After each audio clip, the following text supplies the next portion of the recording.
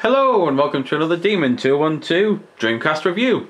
Today I'm going to be taking a look at probably the longest titled game that I've ever done. Super Street Fighter 2X 4 matching service Grandmaster Challenge. It might be that Grandmaster Challenge before 4 matching service because I think that's how it is on the box, but on the screen that's the way it reads. Just a very quick note, to be fair, I'll probably mention it while I'm actually in gameplay, because otherwise I'll be sitting here doing this. So, arcade is standard arcade mode, and you can play 2-player, but because it's an arcade port, then player 2 constantly has to hit start. There's no like versus option. You've got training mode, you've got network mode, which will be completely obsolete now unless there's people running private servers like they are for things like Phantasy Star Online. But mainly, if it's an online game for the Dreamcast, you can pretty much guarantee it's no longer online. Thankfully though, back in the day of the Dreamcast, online wasn't enforced and there weren't such things as online passes and all sorts of other stuff. So these games can still be enjoyed today. Whereas 20 years time, if you're trying to play probably an Xbox 360 game, then you might have a little bit of trouble. Anyway, options, you've got the standard, you've got difficulty selector, you've got speed selector, you've got a lot of other stuff in Japanese that I can't read, so let's just move on. You've got the sound effects and music, and the only reason I could tell that is because those letters are in English there. You've then got this, which is changing the display. You've got this, which is changing your controls, which that was a lot of fun the first time I played, trying to work out what the symbol for hard was. You've then got this, which allows you to save and load, and that's pretty much it then for your options. But then again, it's an arcade port of one of the most classic games ever. You don't need a load of options. Bare bones will do just fine, and it has done. So, you've got 16 characters and then a 17th character in the form of Akuma, who you basically hold buttons and push certain things on Ryu to get him. And it's basically an absolutely fantastic lineup, all bar Tomahawk. And even then, I've played a lot of fighting games since this, and sometimes Tomahawk gets an unfair rap because sometimes there are characters who are even worse than him. So, what can I pretty much say about Street Fighter 2 that I haven't already said in all of my millions of vids about Street Fighter 2, because I absolutely love it? Well, first up, the fact that playing this on a Dreamcast pad is pretty awful. I'm not a fan at all.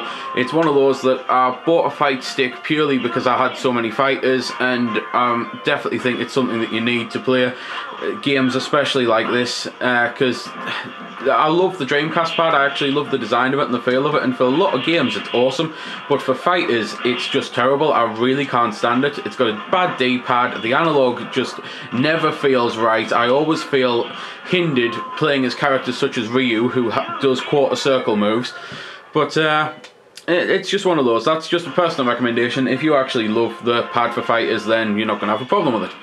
So, the thing that I said I'd mention at the start of the vid, it's kind of an important thing for anyone who's about to spend a hell of a lot of money getting this, because this is actually the Dreamcast original. I have got the system, I have got the disc. It's not an emulator like the majority of vids that claim it's the Dreamcast original, and therefore I had a few problems when I got it. I run the setup with a SCART cable because VGA boxes can be, well, incredibly overpriced online because they're getting rare, and setting up a VGA cable, I've never had any luck with it, trying to do it for a PC to a HD monitor, so I thought it'd be even more awkward with DC. It turns out VGA box is pretty much the only thing it's compatible in. It won't run on a SCART cable. Apparently it'll run on something called NES video cable, which I bought one and then found out the TV doesn't have a port for it, and quite frankly I was sitting there absolutely wounded that so much money had been wasted, especially because it was a joint birthday present. So I was really wounded until I remembered that in the UK we have RF cables. Now, I don't know if you've got them in the States, but if you're in the UK watching this, getting the game, make sure you have an RF cable, because if all else fails, the RF cable does work, will work. It's what I'm using now. Yes, the picture quality is nowhere near as good as when you're using other setups, but at least you will get to play the game. And at the end of the day, it's an ancient game that looks incredibly dated now anyway, so really, what are you expecting with the best picture quality possible? You're not going to get HD graphics. If you want that, buy the HD port, which I personally think was pretty damn awful. It's one of those, I played it, I enjoyed it, and it was only when I started to play it more and more that I realised it's broken, it's buggy, and getting this version really has shown me just how broken and buggy it was, because this really is an arcade perfect port. It's a fantastic port, probably the best port I've played of one of the best games of all time. For those who are still unsure about this game, maybe you've never played it, maybe after so many years you're finally thinking I should play this game because everyone goes on about it. It is your standard fighting game. You have to kick the crap out of your opponents for however many rounds that you choose in the options menu. I think the maximum is you can go up to 9 or something, because I accidentally selected that, being the fact that I can't read Japanese, and that was one of the longest fights against Tomahawk I've ever done. Each character has a different set of particular moves that you can do in different ways, so quarter circle turns, half circle turns, back forward where you have to hold back for a bit, down ups, and button bashing in the case of Blanca. And it's just one of those things that you will find a fighter that you like, well, at least hopefully you will, out of the 16. There's speedy ones, there's weak ones, but speedy is what I mean. There's powerful but slow and clunky ones, like Zangief, who has probably the most powerful move on the entire game. I don't know if Tomahawk's 360 spin move is as powerful. I don't know if they ever did make that like that for the arcade port, probably because I never played as Tomahawk. But he's incredibly slow and weak in other respects, so it's one of those that he becomes a bit of a Johnny One mover. And it's just one of those, you'll have to learn your character and learn how to play as them, and the best way to do that is by fighting people, either the hardest computer or fighting anyone that you know, and keep fighting them for probably about 20 odd years, which is I think how long I've been playing this game. Hell, I don't even know if it's been out for 20 years, all I know is that I started gaming at a young age and my brother got me addicted to this.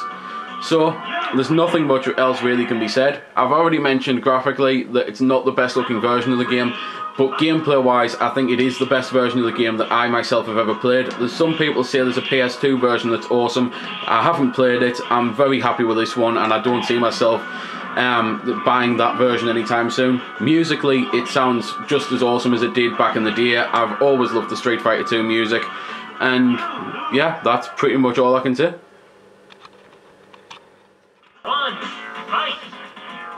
Oh, and to be fair, as I've been doing so many times recently, I forgot to mention that while the music's awesome, I didn't shut up to let you listen to any of it, and that's what I'm doing here. I'll also mention the one thing that might be important to some people. There is apparently an unlockable dip switch, but the site that I found that info on also says you can choose the original characters' costumes, and every time I've tried what they've said, it hasn't worked, so take that with a pinch of salt.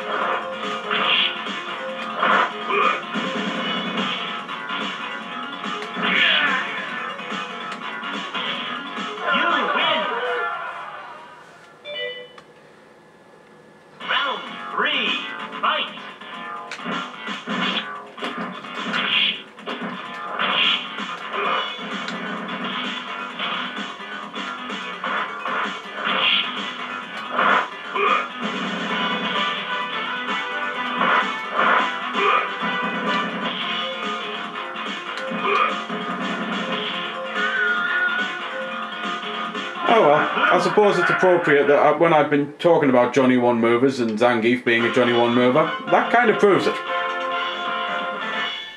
So there we go then. That's been the review. I hope you found it helpful. I don't score the games because that's based purely on opinion, so instead I'll leave you to make your own mind up. So thanks for watching, and if you've got any questions about the game that I didn't answer in the vid or that hasn't been answered in the comments, then feel free to ask and I'll help if I can.